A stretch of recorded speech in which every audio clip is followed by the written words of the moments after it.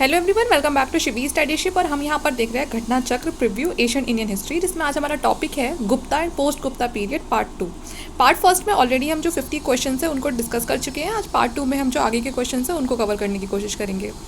तो ये हमारा जो एशियन इंडियन हिस्ट्री जो चल रही है, इससे पहले जो बाकी जो टॉपिक्स है वो भी मैं कवर करा चुकी हूँ। आप चाहे तो मेरे टेलीग्राम ग्रुप से जुड़ सकते हैं, वहाँ पर आपके सभी वीडियोज़ के जो लिंक है वो आपको मिल जाएंगे। तो चलिए स्टार्ट करते हैं। तो यहाँ से हमारा स्टार्ट होता है क्वेश्चन नंबर 51। ऑलरेडी जैसे मैंने आपको बता दिया, इससे पहले जो 50 क्वेश्चन है वो पूरे हो चुके हैं। वीडियो काफ़ी थोड़ा लेट आ रहा है क्योंकि आसपास घर के बहुत काम चल रहा है। अभी भी आपको शोर आ रहा होगा, लेकिन मैंने ये वीडियो बना दिया है।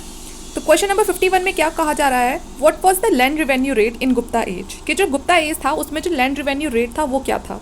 तो वो है यहाँ पर जो आपका आंसर सही होगा वो है 6th part of the production. मतलब जो भी प्रोडक्शन हो रहा है उसका जो 1/6 पार्ट है वो फिर किसका हो जाएगा, वो लैंड रेवेन्यू रेट हो जाएगा। ठीक है। A person who used to cultivate on the official land of the ruler, they had to pay a part of crop product as a tax in Gupta period, which was the 6th portion of the production। के मतलब कोई भी person है जो cultivation कर रहा है, मतलब कल्टीवेटर है वो, और वो किस लैंड के ऊपर कल्टीवेशन कर रहा है, जो ऑफिशियल लैंड है ना, जो मतलब जो गुप्ता जो भी किंग वगैरह था उस टाइम पे, उसके अंडर जो एरिया आ रहा है उस लैंड पे जाके अगर कोई कल्टीवेशन कर रहे हो तो वहाँ से जो भी प्रोड्यूस होगा उसका जो 1/6 पार्ट है वो एज अ टैक्स किसके पास जाएगा, गुप्ता पीरियड में उस टाइम पे जो भी रूलर होगा उसके पास जाएगा। लैंड रिवेन्यू को क्या बोलते थे, तो लैंड रिवेन्यू को बोलते थे उद्रंग और भाग। तो जो हमें गुप्ता इंस्क्रिप्शन मिलते हैं वहीं पे जो गुप्ता इंस्क्रिप्शन से हमें पता चलता है इन दो टर्म्स के बारे में कि जो लैंड रिवेन्यू टैक्स है उस टाइम पे उसको बोलते थे उद्रंग या फिर भाग। ओके, तो ये था क्वेश्चन नंबर 51। आगे देखते हैं question number 52, what is the land revenue rate in religious books. तो अभी हमने देखा है तो लैंड रिवेन्यू रेट क्या है, 1/6 in every religious text the land revenue rate is 1/6 of the produce. Next question पे चलते हैं। Question number 53, what is the valid tax according to Hindu law. तो हिंदू लॉ के अकॉर्डिंग जो वैलिड टैक्स था वो क्या था। बार बार वही क्वेश्चन रिपीट हो रहा है, अलग अलग तरीके से हो रहा है। तो 1/6 ऑफ द ईयर, तो मतलब जो भी प्रोडक्शन हो रहा है उसका 1/6 part. Question number 54, the Gupta empire granted tax free agrarian land to which of the following. तो ये जो गुप्ता एम्पायर थे उन्होंने कुछ एग्रीकल्चर के लिए कुछ लैंड दी हुई थी जो बिना किसी टैक्स के थी। तो ये पूछा गया है कि ये लैंड उन्होंने किसको दी थी, तो मिलिट्री ऑफिसर्स को दी थी, सिविल ऑफिसर्स को, कोर्ट स्कॉलर्स हैं उनको, या फिर ब्राह्मण्स को। तो ये थी ब्राह्मण्स को। तो ब्राह्मण्स को जो उन्होंने लैंड दी हुई थी कल्टीवेशन के लिए वो बिल्कुल टैक्स फ्री थी कि आपसे यहाँ से कोई भी टैक्स नहीं लिया जाएगा। तो यहाँ पर जो आपका आंसर सही है वो हो जाएगा ब्राह्मण, ऑप्शन नंबर सी आपका सही हो जाएगा। ठीक है। Gupta empire grant tax free agrarian land to religious functionaries, Brahmin है ना, जो भी वो रिलीजियस फंक्शन करते थे। नेक्स्ट क्वेश्चन देखते हैं। Question number 55, with reference to the forced labour vishti. सबसे पहले तो हमें याद रखना है कि जो फोर्स्ड लेबर के लिए उस टाइम पे एक शब्द इस्तेमाल किया जाता था उसको बोलते थे विस्टी। तो ये याद रखना कि विस्टी, पूछ सकते हैं कि विस्टी उस समय क्या था। तो विस्टी एक फोर्स्ड लेबर थी इन India during the Gupta period. Which one of the following statement is correct. तो विस्टी को लेकर यहाँ पर जो कौन सी स्टेटमेंट है जो सही है, it was considered a source of income for the state, a short of tax paid by the people. Second statement है, it was totally absent in Madhya Pradesh, Kathiawar region of the Gupta Empire, and the forced labor was entitled to weekly wages, and the eldest son of the labor was sent as a forced labor। तो उसमें जो आपकी statement सही है वो है आपका option number A. ठीक है, option number A. It was considered a source of income for the state. उनको जो स्टेट है उसकी क्या माना जाता था, सोर्स ऑफ इनकम माना जाता था। ठीक है, जो ये जो लोग थे ये पे किया करते थे। तो ऑप्शन नंबर ए आपका यहाँ पर सही हो जाएगा। इसमें आपको ये भी याद रखना है कि फोर्स लेबर को उस टाइम पे क्या बोलते थे, तो विस्टी बोलते थे। Vishti was a form of force labour, है ना। तो यहाँ पर वही है कि विस्टी क्या था, जो फोर्स लेबर थी वो हुआ करते थे जो किसी भी स्टेट के अंदर काम करती है। किसके अंडर है कि करते थे, जो भी कोई प्रोविंशियल गवर्नर है या लोकल चीफ है। It is also mention in a Gupta copper inscription that list out a variety of tax. आपको जो भी गुप्ता कॉपर इंस्क्रिप्शन मिलते हैं उसमें आपको बहुत सारी वेराइटीज ऑफ टैक्सेस मिल जाएंगे कि जो उस टाइम पे लिए जाते थे। Junagadh inscription mention vishti as one form of tax. उसी तरह से जो जूनागढ़ इंस्क्रिप्शन मिलता है, जूनागढ़ इंस्क्रिप्शन से ही हमें जो ये विस्टी है इसके बारे में पता है कि ये भी एक तरह का टैक्स था, which indicate that it was imposed in Gujarat Malwa region. तो ध्यान रखना है कौन कौन से एरिया में ये टैक्स चलता था, तो गुजरात और Malwa. Since it was forced labour in lieu of tax, it was not wage labour, and wage labour existed in Asian India but it was not called vishti. Vishti could be imposed on anyone not in particular eldest and only. तो विस्टी ये नहीं था कि भाई कि घर में जो बड़ा बेटा है उसी पे, वो किसी पे भी लगाया जा सकता था जो भी इच्छुक है काम करने के लिए। Which type of land was called aprahata. तो ये पूछा गया है कि जो अपरहत है ये किस तरह की जो भूमि थी उसके लिए ये शब्द इस्तेमाल किया गया था, अपरत। तो अपरत का मतलब होता है विदाउट कल्टीवेटेड फॉरेस्ट लैंड, है ना, कोई भी फॉरेस्ट लैंड है जिसपे अभी भी कोई कल्टीवेशन नहीं हुआ है तो उसको बोलते थे अपरत, ठीक है। तो without cultivated forest land, uncultivable land were called aprahata, मतलब जिस पर अभी भी कुछ कल्टीवेशन वगैरह नहीं होती है, तो ये आप ध्यान रखना। It was a term of the revenue system in Gupta period. Next question देखते हैं, question number 57। With reference to the history of India the term kulyavapa and the dronavapa denote. तो यहाँ पे जो ये दो टर्म्स है बहुत ही इंपॉर्टेंट है, ध्यान रखना, इस तरह के जो क्वेश्चन है वो बहुत ज़्यादा बनते हैं। तो ये कुछ और नहीं है बल्कि लैंड को उस समय जो मेजर किया जाता था तो ये मेजरमेंट यूनिट्स है, कुल्यपा और द्रोणवपा, ठीक है ना, कुल्यपा और द द्रोणवपा। तो वह different measurement of land during Gupta period. आगे देखते हैं, question number 58। In Asian India the irrigation tax was called. तो इसे पूछा गया है कि एशियन इंडिया में जो इरिगेशन टैक्स था उसको क्या बोलते थे। तो यहाँ पे आपके सामने ऑप्शन है, ठीक है, और दो ऑप्शन आपके सामने यहाँ पर है, तो इनमें से क्या बोलते थे। देखिए जो उस समय जो टैक्स को बोलते थे इरिगेशन टैक्स वो था बिदक भाग। क्या बोलता था, बिदक भाग, जो आपका ऑप्शन नंबर ए यहाँ पर सही हो जाएगा, बिदक भाग, या फिर बोलते थे उदक भाग। ध्यान रखना, बिदक भाग या फिर उदक भाग। जो हिरनाय है वो एक कैश टैक्स होता था जो मौर्यन पीरियड में लिया जाता था, ठीक है ना, हिरानिया एक कैश टैक्स था जो मौर्यन पीरियड में लिया जाता था। जो लैंड टैक्स है उसको बोलते थे उदरंग, जो मैंने आपको अभी ऊपर ही बताया था, रिवेन्यू टैक्स होता था जो लैंड पे लगता था। और उपार्णिका एक टैक्स होता था जो फार्मर पे लगता था और वो भी उस वाली लैंड पे लगता था जहाँ वो रहते थे, ठीक है।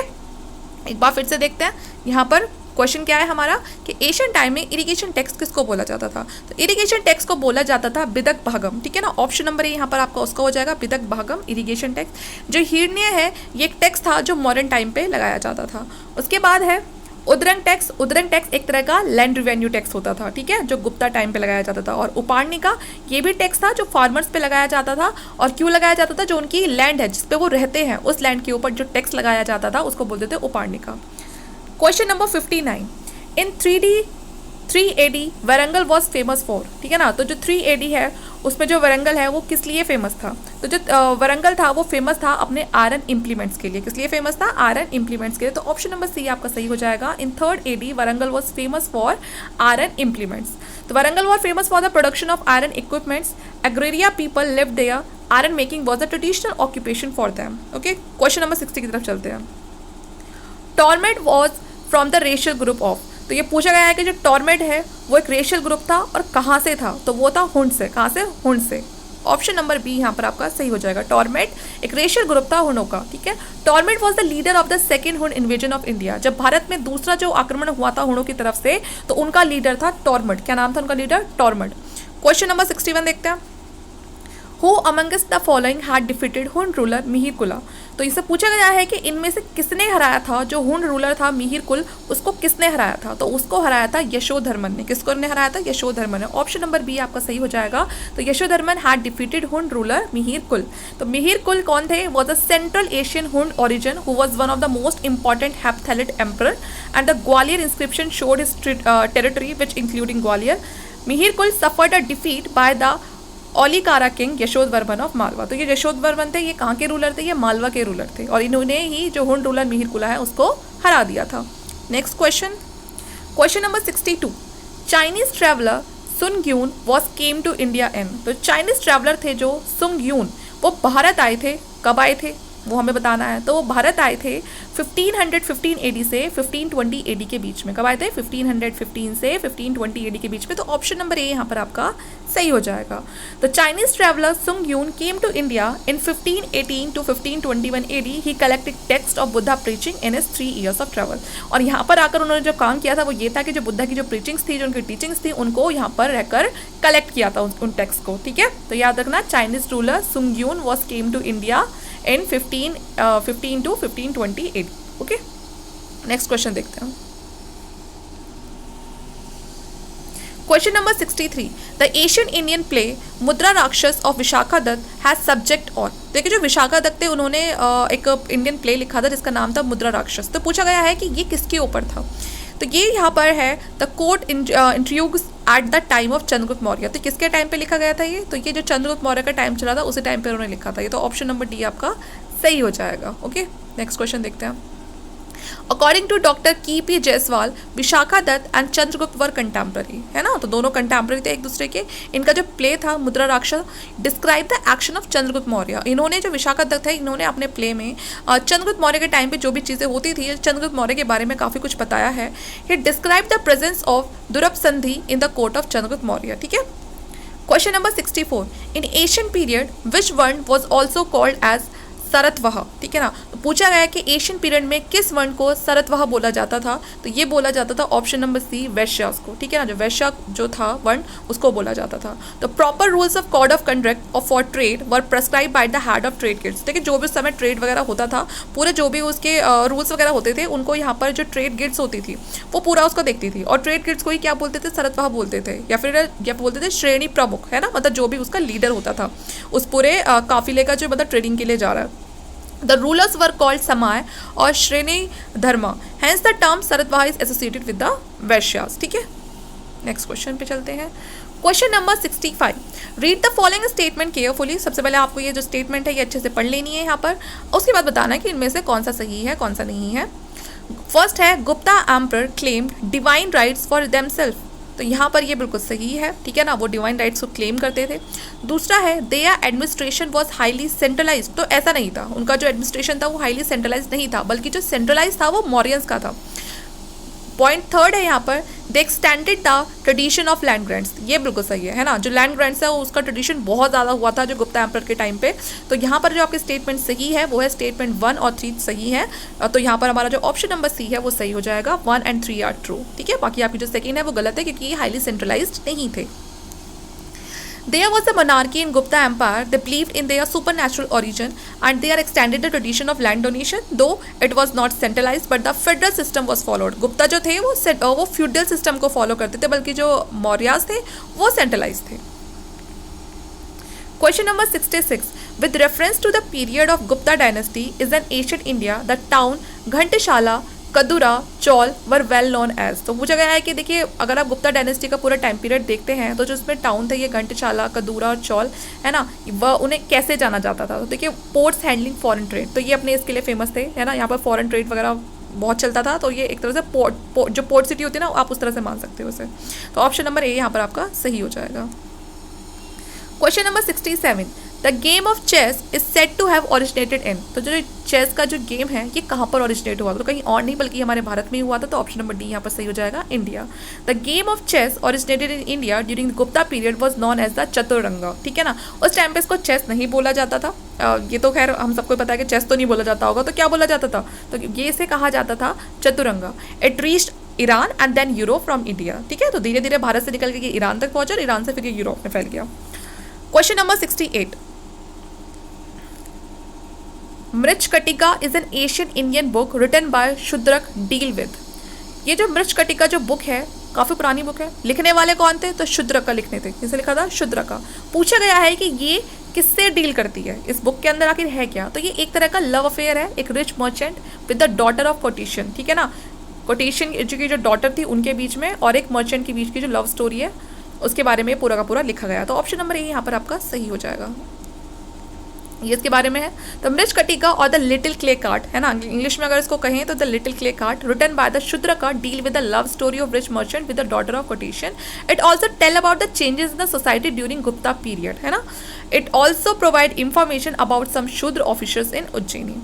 Question number 69, whose contribution is there in Asian Samkhya darshan, तो इसे पूछा गया किसका कॉन्ट्रीब्यूशन रहा है, सांख्य जो दर्शन है उसमें किसका कॉन्ट्रीब्यूशन रहा है, तो सांख्य दर्शन में जो कॉन्ट्रीब्यूशन रहा है वो रहा है कापिल्य का, किसका, कापिल्य, ऑप्शन नंबर ए सही हो जाएगा, कापिल्य।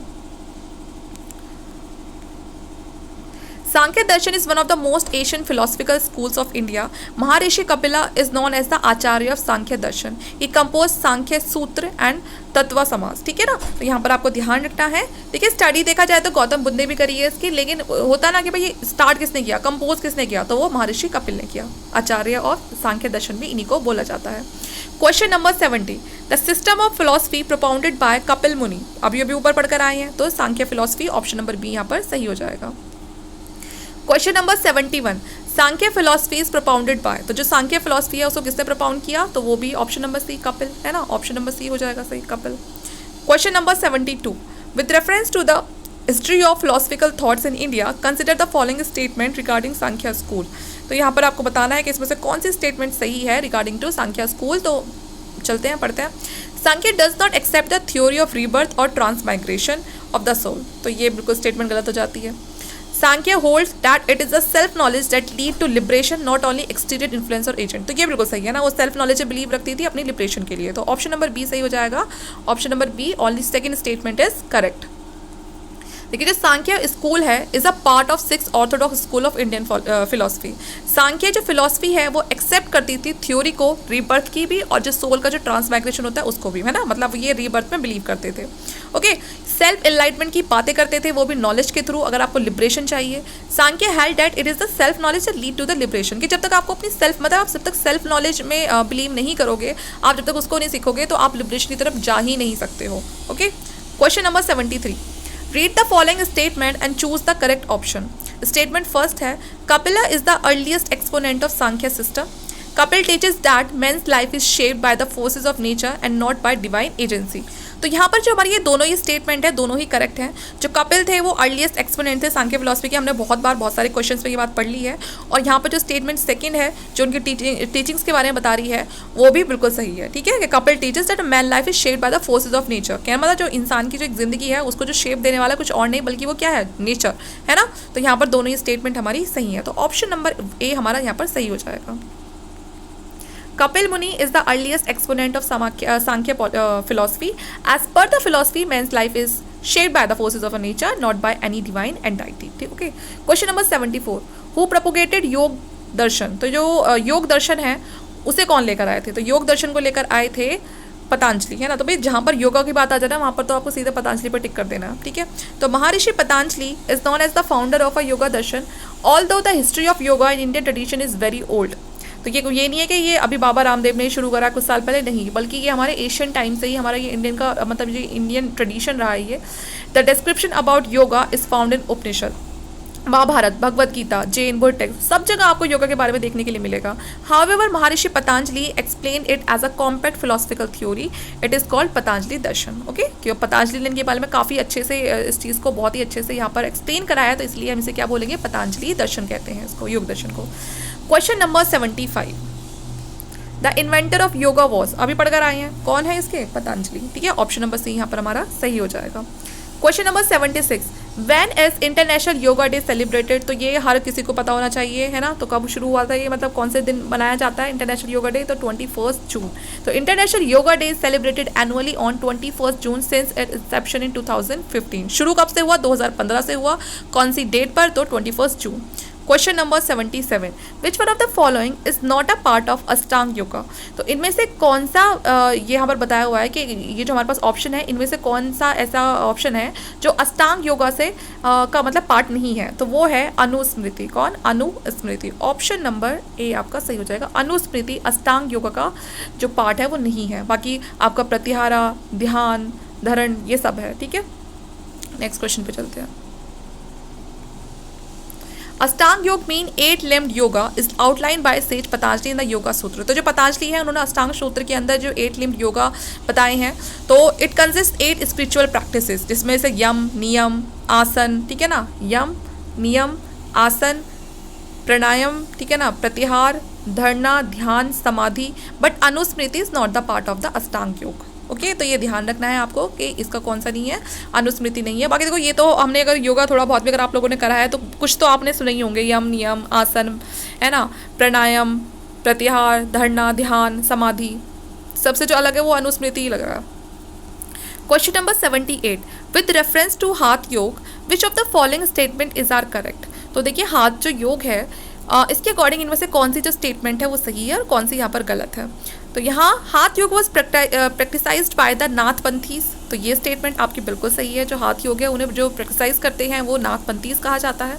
हाथ योग technique was also adopted by the Sufis, और इनको अडॉप्ट सूफीज ने भी किया है, तो ये भी बिल्कुल सही है। दोनों ही स्टेटमेंट आपकी सही हो जाती है। तो hatha yoga in India was practised by Nathpanthis. Matsyendra Nath and is disciple Gorakhnath is consider to be the founder of Nath sect, है ना। तो जो मत्स्येंद्र नाथ है और उनके जो डिसिपल है गोरखनाथ, उनको ही नाथ सेक्ट के फाउंडर कहा जाता है। हाथ योग technique was also adopted by the Sufi संत, है ना, तो जो सूफी संत है उन्होंने भी इसको अडॉप्ट किया है। हाथ योग related technique can be seen in the Persian book बहार अल हयात, तो जो ये हाथ योग टेक्निक है वो आपको उसके ऊपर पर्शियन बुक्स भी मिलेंगे जहाँ पर इसको बाहर अल हाथ के नाम से जाना गया है, और इसको लिखने वाले हैं सूफी सेंट शतारी, ठीक है ना, order Mahmud Ghaus. Okay, question number 79 देखते हैं। The writer of Mahabhashya Patanjali was contemporary of, तो जो पतंजलि के कंटेम्प्रेरी कौन थे, तो वो है पुष्पमित्रा शुंगा, तो ऑप्शन नंबर सी यहाँ पर आपका सही हो जाएगा। नेक्स्ट क्वेश्चन देखते हैं। The founder of school of Navya Nyaya was, तो इसके फाउंडर कौन है, तो इसके फाउंडर हैं आपके गंगेश और दूसरे हैं उद्यायन, ठीक है, गंगेश और उद्यायन, तो बी और डी आपका सही हो जाएगा। The foundation of Navya Nyaya School was a result of the revolutionary work of Mithila-based scholar Uddayan and Uddayan Acharya, after that Gangesh. Question number 81. Live well as you live, and the live well even by the borrowing, for once cremated there is no return. This rejection of afterlife is a aphorism of the, तो ये बात किसने कही है वो बताना है हम। पहला है कपिलिका सेक्ट, फिर है शून्यवाद ऑफ नागार्जुना, फिर है आजीविकास या चरकवास, तो यहाँ पर जो सही आंसर है वो है ऑप्शन नंबर डी, चरकवास, ठीक है, तो ऐसा उनका मानना होता था। Option number D, Charvakas emphasis materialistic ideology in the school of Indian philosophy. The ideal of this school of philosophy is to live well as long as you live, कि मतलब अच्छे से जियो, जब तक जियो अच्छे से जियो, चिंता मत करो अगर किसी से उधार लेके भी जीना पड़ रहा है ना, कोई दिक्कत नहीं है, एक बार अगर मर गए तो क्या कौन आ रहा है हमसे रिटर्न लेने के लिए, हमें किसी को कुछ देना पड़ेगा क्या, मतलब इस तरह से था उनका मानना, तो ऑप्शन नंबर डी यहाँ पर सही है। Which one of the following is highest value according to Charvaka, तो यहाँ पर उनके लिए जो चीज़ ज़्यादा वैल्यू करती थी वो क्या था, ऑप्शन नंबर सी, काम, ठीक है ना। Charvaka originally known as the Lokayata in the Asian school of Indian materialism. Charvaka hold direct perception, empiricism, conditional inference as a proper source of knowledge, embraces philosophical scepticism and the reject Vedas, Vedic ritualism, तो ये सब चीज़ को reject करते थे ये वेद वगैरह को। Ajita Kesakambali is credited as the forerunner of the Charvakas, है ना, और believe that there is nothing wrong with sensual pleasure if it is possible to have pleasure without pain. Charvaka thought that wisdom lay in enjoying pleasure and avoiding pain as far as possible. Unlike many of the philosophies of the time, Charakwa did not believe in austerities, rejecting pleasure out of the fear of pain, and held reason to be foolish. The Sarvasiddha Samagra stated that Charakwa position or the pleasure, the enjoyment of heaven lies in eating delicious food, keeping good company of young women, using fine clothes, perfumes, garlands, sandal paste, while moksha is death, which is cessation of the life birth, and wise therefore out not to take pain on the account of the moksha. ये सही थे। Question number 83, the न्याय philosophical system was propagated bye, तो जो न्याय philosophical system है उसको किसने प्रोपोगेट किया है, तो न्याय फिलोसफिकल सिस्टम को प्रोपोगेट करने वाले कोई और नहीं बल्कि कौन है, गौतम, ऑप्शन नंबर बी यहाँ पर सही हो जाएगा, गौतम। तो Nyaya darshan was propagated by Gautam, who is also known as the Akshapada, है ना, तो न्याय दर्शन को प्रोपोगेट किसने किया, गौतम, जिन्हें हम अक्षपाद के नाम से भी जानते हैं। जो वर्ड है न्याय उसका मतलब है डिसीजन और लॉजिक, है ना, और Nyaya darshan recognize the existence of 16 element, है ना, तो ये 16 एलिमेंट्स के बारे में भी बताता है। ओरिजिनल टेक्स्ट ऑफ न्याय दर्शन is Nyaya sutra which is the masterpiece of Gautama. Maharshi Kapila propagated सांख्य दर्शन, बल्कि जो जैमिनी थे वो पूर्व मीमांसा। तो ध्यान रखना, इतना कोई ज़्यादा नहीं पूछेगा कि इसके अंदर क्या है, लेकिन ये लिखे किसने, कंपोज किसने किया है, ये पूछा जा सकता है, ठीक है। तो न्याय सूत्र गौतम, और सांख्य दर्शन कपिल, और जैमिनी है उन्होंने पूर्व मीमांसा।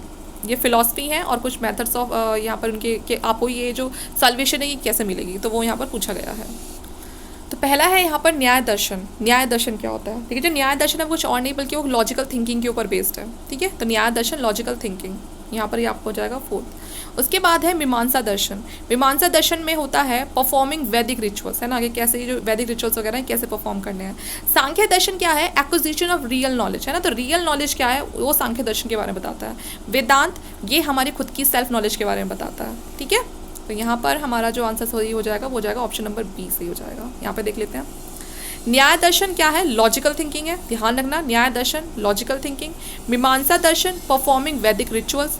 जो सांख्य दर्शन है वो बात करता है एक्विजिशन ऑफ रियल नॉलेज, और वेदांता दर्शन बात करता है नॉलेज ऑफ सेल्फ, अपनी खुद की नॉलेज। इसके नीचे यहाँ पर देखिए प्रोपोगेटर के नाम लिखे हुए हैं। न्याय के बारे में हमने ऊपर ही पढ़ा था, गौतम, और मीमांसा दर्शन जैमिनी, सांख्य दर्शन कपिल, वेदांत दर्शन बद्रियायन, वेदांत दर्शन ये यहाँ पर नया है तो ये ध्यान रखना, बद्रायन। वैशिका दर्शन उलोक कनत, ठीक है, उलूक कनद, योगा दर्शन पतंजलि, ठीक है, वेदांत दर्शन बद्रियान और वैश्विका दर्शन उलूक, ये दोनों थोड़े से हैं जो हमने पहले नहीं पढ़े हैं, बाकी तो ये सब आपको याद ही हो गए होंगे। ओके, नेक्स्ट क्वेश्चन पे चलते हैं हम। ऑथर ऑफ न्याय दर्शन वॉज, तो अभी भी ऊपर पढ़ा है, तो ऑथर कौन है? गौतम है, तो ऑप्शन नंबर ए सही हो जाएगा। द फाउंडर ऑफ न्याय फिलोसफी, अभी गौतम, ठीक है ना। मीमांसा वॉज इनिशिएटेड बाय, ऊपर पढ़कर आए हैं, जैमिनी, तो ऑप्शन नंबर डी हो जाएगा। Theory of karma is related with, जो थ्योरी ऑफ कर्मा है वो किससे जुड़ी हुई है? तो वो है मीमांसा से। किससे जुड़ी है? मीमांसा से। Theory of karma is related to Mimamsa philosophy. It is also known as the Karma Mimamsa, पूर्व मीमांसा और धर्म मीमांसा। The acharya of Mimamsa Kumarila Bhatta is considered as link between Purva Mimamsa and Vedanta, ठीक है। चलिए आगे चलते हैं। Question number 89, which of the following school of philosophy is of the opinion that Veda contain the eternal truth, तो इनमें से कौन सी फिलोसफी है जो ये मानती थी कि जो वेद है वो क्या है? वो एटर्नल ट्रुथ है, तो वो है मीमांसा। क्या? मीमांसा। इसलिए तो ये बिलीव करती थी वैदिक रिचुअल्स वगैरह में, ठीक है ना, मीमांसा। तो Mimamsa philosophy accept the Vedas contain the eternal truth. Purva Mimamsa tell about the कर्म कांड, वाइल जो उत्तर मीमांसा क्या बताती है? ज्ञान कांड बताती है। Question number 90, which one of the following pair does not form part of the six system of Indian philosophy, तो इनमें से कौन सा बताना है कि कौन सा पेयर है जो फॉर्म नहीं करता है जो सिक्स सिस्टम है इंडियन फिलोसफी के? तो ऑप्शन नंबर सी, लोकायत और कपालिक, ठीक है, बाकी ये उन सिक्स फिलोसफी के ही पार्ट है, तो ऑप्शन नंबर सी यहाँ पर हमारा सही हो जाएगा। The Hindu refers to a group of Darshan philosophies that emerged in ancient India. The mainstream Hindu philosophy includes six systems: सांख्य, योग, न्याय, वैशिका, मीमांसा, ठीक है, और वेदांत। लेकिन इसमें लोकायत और कपिला ये इसका पार्ट नहीं है। द फाउंडर ऑफ अद्वैतवाद फिलोसफी, तो इसके फाउंडर कौन है? तो इसके फाउंडर है शंकराचार्य, ठीक है, ऑप्शन नंबर ए सही हो जाएगा। जो प्रिंसिपल एक्सपोनेंट ऑफ अद्वैतवाद, इसके जो हैं प्रोपोगेटर हैं या फाउंडर हैं वो कौन है? तो शंकराचार्य, ठीक है। क्वेश्चन नंबर 92 पे चलते हैं। By which of the following according to Advaitavada Vedanta मुक्ति कैन बी ऑब्टेन्ड, तो यहाँ पर जो मुक्ति मिलेगी वो किससे मिलेगी? मुक्ति कैन बी ऑब्टेन्ड बाय ज्ञान, ठीक है ना, ऑप्शन नंबर ए यहाँ पर सही हो जाएगा। According to Advaitwad Vedanta, the Mukti liberation can be obtained by knowledge, is centered around knowledge, belief, correct understanding, provide knowledge of identity of Atma, soul and Brahman, which result in Mukti liberation. Question number 93. Who among the following is not related to the philosophy of Vedanta? इनमें से कौन है जो philosophy of Vedanta से जुड़े हुए नहीं हैं? तो वो कौन है? अभिनव गुप्ता। कौन है? अभिनव गुप्ता, ठीक है। Abhinav Gupta is not related to the philosophy of Vedanta. The thesis of the Vedanta philosophy has an enormous impact on Hindu thought and culture. Shankaracharya, Ramanujam, and Madhava were the giant scholar of the Vedantic school who gave varying interpretation of Vedanta philosophy. Next question देखते हैं अभी। Question number 94. Which among the following is called the founder of Indian atomism? ठीक है ना, तो किसे माना जाता है फाउंडर ऑफ इंडियन एटोमिज्म? तो वो है महर्षि कनद, ठीक है ना। कौन है? महर्षि कनद, ऑप्शन नंबर सी सही हो जाएगा, फाउंडर ऑफ इंडियन एटोमिज्म, ठीक है। तो बहुत इंपॉर्टेंट क्वेश्चन है महर्षि कनद।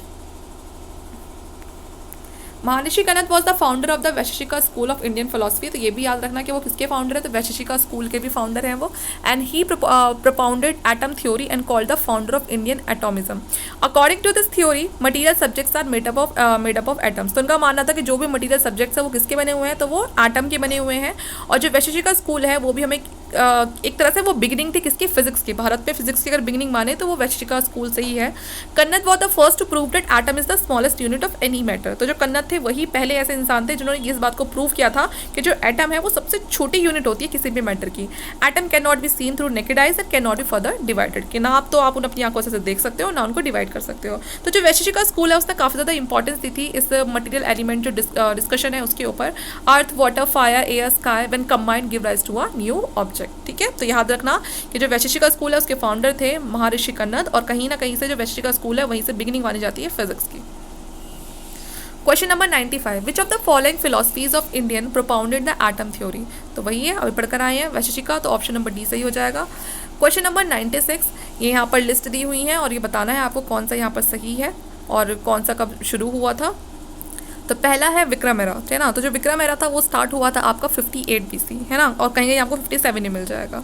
उसके बाद है फिर शाका एरा। शाका एरा कब स्टार्ट हुआ था? तो वो हुआ था आपका 78 AD, कब हुआ था? 78 AD। फिर गुप्ता एरा आ जाएगा 320, और जो काली एरा है वो आ जाएगा आपका ये 3102 BC, ठीक है। तो इस तरह से जो आपका आंसर सही होगा वो हो जाएगा ऑप्शन नंबर डी आपका सही हो जाएगा। नीचे पढ़ लेते हैं इसका। तो विक्रमादित्य विक्रम एरा इन 57 और 58 BC on the occasion of victory of over Shaka, ठीक है। तो विक्रमादित्य ने इसको स्टार्ट किया था विक्रम एरा को जब उनको जो शाका थे उनके ऊपर विक्ट्री मिली थी। वहीं अगर बात करें शाका एरा की, तो शाका एरा को स्टार्ट किया था कनिष्क ने स्टार्ट किया था, और कब किया था? इन 78 AD। गुप्ता एरा जो स्टार्ट हुआ था वो चंद्रगुप्त फर्स्ट ने किया था 319 से 320 AD के बीच में। काली एरा जिसे एज्यूम किया जाता है कि उसे कब स्टार्ट किया गया था, तो उसे किया गया था 3102 BC में।